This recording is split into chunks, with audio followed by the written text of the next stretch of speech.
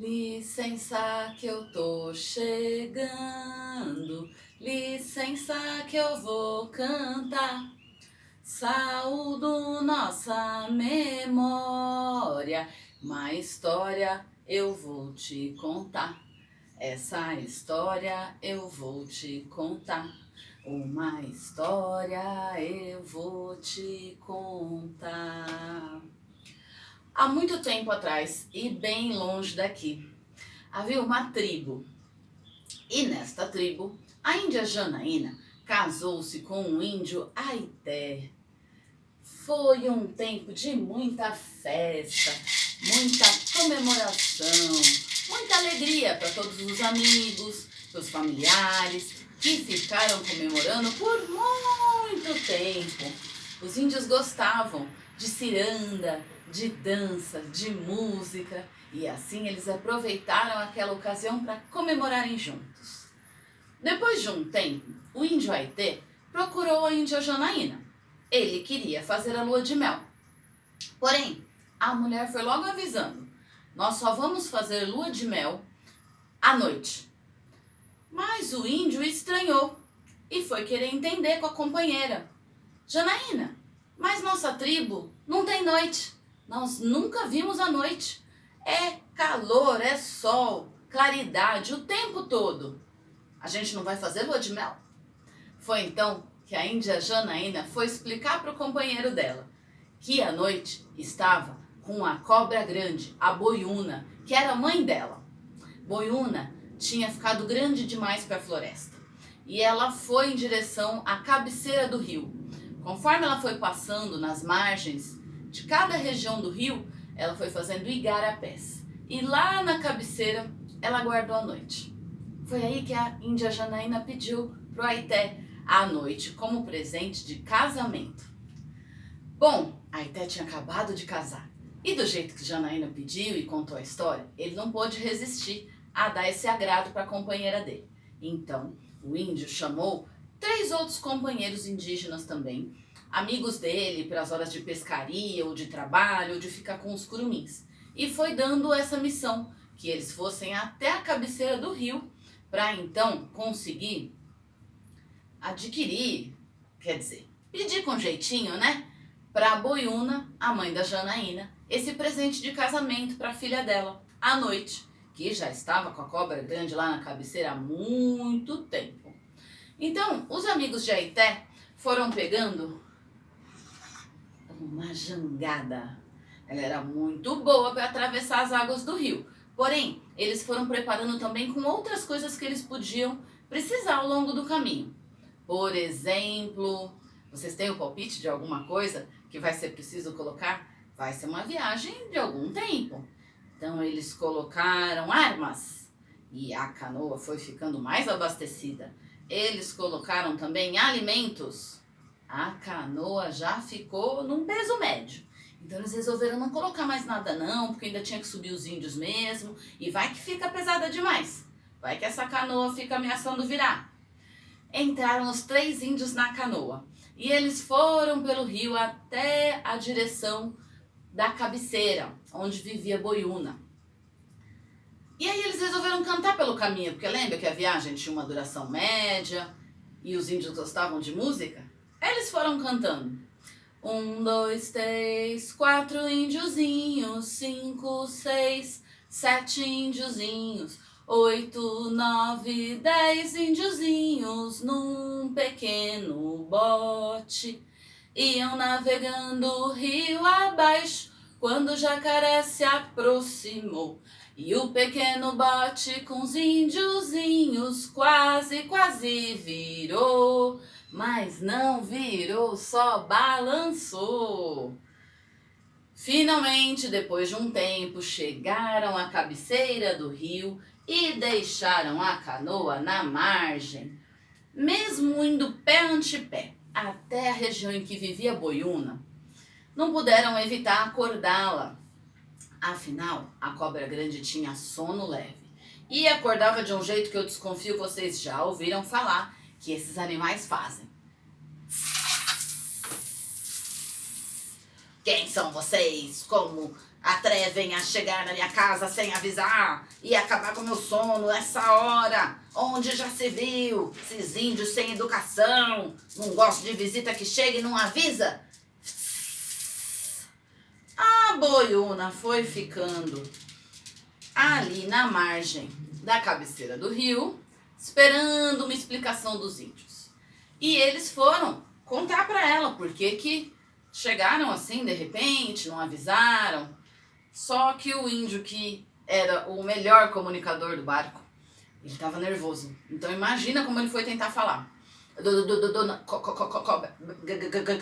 Quer dizer, boiuna, sua filha, Janaína, ela casou com o nosso amigo Ité. E quer a noite como presente de casamento. Ah, gente. Cobra Grande podia ser muito irritadíssima. Porém, falava da filha, ela já enchia o coração. Então foi preparar o presente da filha. Lá dentro da sua casinha, na cabeceira do rio, com muito carinho, pensando que a filha tinha casado e ela queria agradar. Depois de um tempinho, ela foi chegando com um presente no caroço de Tucumã e foi logo explicando para os 3 índios amigos de Aité. Aqui está a noite, presa no caroço de Tucumã. Vocês devem dar diretamente para minha filha Janaína. Nada de ficar espionando o presente. O presente é da minha filha, que casou e deve ser premiada. Não fiquem mexendo por aí, porque podem ser castigados. Agora vão! E assim a Cobra Grande foi saindo de fininho para voltar a ter aquele sono maravilhoso que ela tinha na casinha dela na cabeceira do rio.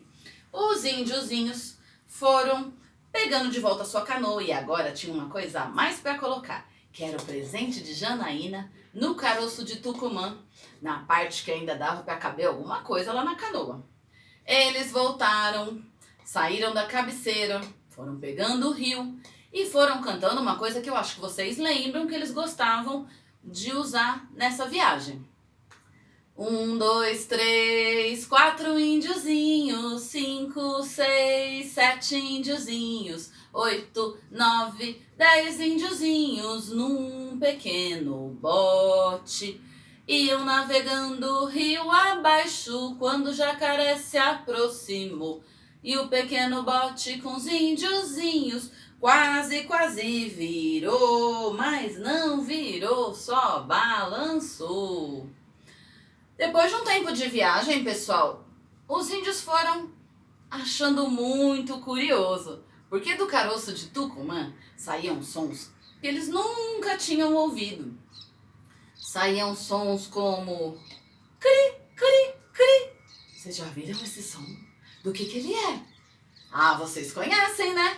Os índios nunca tinham escutado aquele barulho. Então um deles foi logo dando um palpite. Ai, gente, a gente podia abrir bem rapidinho o caroço, espiar um bocadinho de nada à noite e já fechar de novo. Ninguém nem ia reparar que a gente espiou ali o presente da Janaína. Passou um tempo, gente, e o caroço foi fazendo outros sons.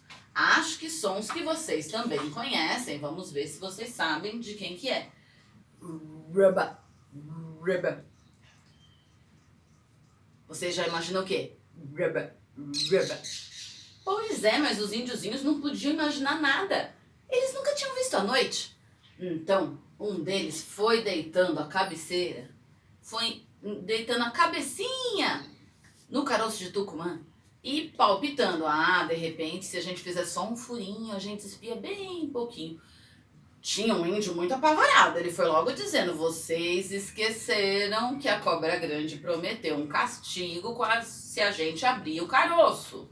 E ele ia remando mais rápido para os amigos não inventarem de fazer coisas perigosas. Porém, entre eles 3, havia um índio que não dizia nada, era o mais quieto deles, só que ele era o mais perigoso, porque ele foi direto no caroço e ó, abriu o caroço de Tucumã. De repente, gente, tudo ficou escuro. Imagina pela primeira vez você vê a noite. Na verdade, você não vê nada, né? Tudo escuro. Os índios foram ficando desesperados. Não só os índios que estavam no barco sem ver um palmo diante do nariz. Na verdade, os índios lá da tribo, onde eles ainda não haviam chegado, onde estavam próximos, Aité e Janaína, também começaram a querer entender se eles tinham que se esconder, se tinham que rezar, o que estava acontecendo. Janaína percebeu nesse momento que os índios não resistiram e acabaram abrindo o presente de casamento dela. E ela vendo que todos os amigos, os vizinhos, os parentes de Aité estavam muito nervosos com a situação, ela resolveu tranquilizá-los e então ela resolveu explicar direitinho como é que ia ser agora que a noite estava solta, para ninguém se preocupar, porque na verdade havia o dia que eles já conheciam, mas eles iam continuar trabalhando, curtindo os curumins, indo no rio, fazendo artesanato, cuidando da agricultura. Todo dia cairia a lua, as estrelas. Nesse momento, Janaína foi mostrando todos para os companheiros da tribo. E toda noite ia chegar tanto as estrelas quanto a lua. E aí eles podiam ficar um pouquinho mais tranquilos, guardar tudo que já tinham usado, se dirigir às ocas, pegar os curumins no colo, ir para as redes e ó... Havia chegado um momento que eles ainda não tinham experimentado, que era descansar depois de passar o dia fazendo tantas coisas como eles faziam. Nesse momento, os índios já começaram a ficar um pouco mais tranquilos. Janaína ainda tinha outras explicações, então ela pegou palha, que estava pertinho da fogueira, e foi fazendo um bicho que eles não conheciam. Foi logo explicando. Tu será Cujubi e cantará a chegada do dia.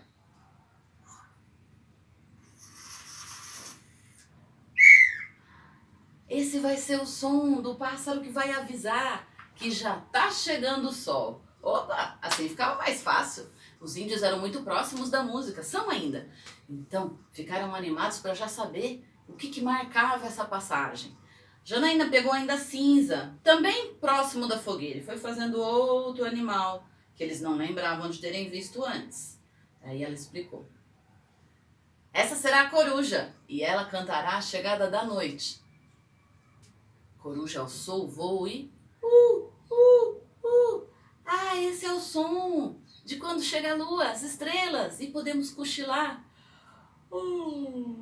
Nesse momento, os índios foram ficando um pouquinho cansados, afinal, era muito tempo só com o dia, muitas atividades, muito corpo para descansar, né? Eles foram para as ocas, deitaram nas redes, não sem antes pegar os curumins, claro, e começaram um sono atrasado que eles tinham que pôr em dia. Ah, vocês se lembram dos índios que não resistiram e mexeram no presente da Janaína e deixaram escapar a noite, causando toda essa confusão? A Boiuna tinha prometido um castigo para eles, não tinha? E que será que ela fez com eles? Os três viraram 3 macaquinhos muito curiosos que ficam o tempo todo pulando de galho em galho e calça a cabeça e fazem brincadeiras pulam para outra árvore. Eles fazem isso há muito tempo, em uma região mais escura da floresta. Por isso nem sempre os demais conseguem vê-los, mas eles correm atrás das curiosidades deles até hoje. E é assim até hoje. Essa é a lenda indígena de surgimento da noite. Ela está em vários livros, um deles é esse, Brincando de Folclore, do Maurício de Souza, e conta aqui, né, como que os índios começaram a perceber que haveria um descanso, um momento ali que teria estrela, a noite. Mas esse não é o único, tem um outro livro chamado Lendas da Amazônia, da Flávia Savari, que tem várias histórias da região norte, e especialmente uma delas é essa que eu contei. A Pro trouxe essa para dividir com vocês, que eu sou muito apaixonada pela nossa cultura originária, que são dos povos que estavam aqui antes de chegarem os portugueses, apesar da gente sempre marcar quando se conta a história a partir da chegada das caravelas, já havia muita produção, estudo, prática, cultura, sabedoria aqui. Então a Pro trouxe para marcar que ela gosta muito, né, de pesquisar, de ler, de contar, de descobrir, de cantar e de dividir com vocês. Sejam as danças, os cantos, as histórias, os instrumentos, os costumes, não só indígenas, mas também quilombolas, dos descendentes dos escravizados. Ah, por falar neles, no comecinho da história, a Pro tocou a calimba, que ela é não dos indígenas, mas dos povos africanos. E a Pro gosta de trazer bastante desse assunto, porque com ele a gente descobriu, levantando cada um desses aspectos artísticos, culturais, passando para vocês, aprendendo mais um pouquinho, voltando para um quilombo, para uma tribo, a Pro descobriu que a nossa riqueza especialmente vem deles. Então, importante que a gente conheça, valorize e divulgue por aí, né? Para outros fazerem o mesmo. E você, já conheceu essa história? O que você achou?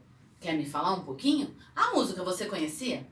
Esses materiais que eu usei para contar, você já tinha espiado? Conta aqui pra Pro o que você achou. Se você achou bacana, faz um desenho, faz um bilhetinho pra Pro saber como chegou essa história aí. Pode ser?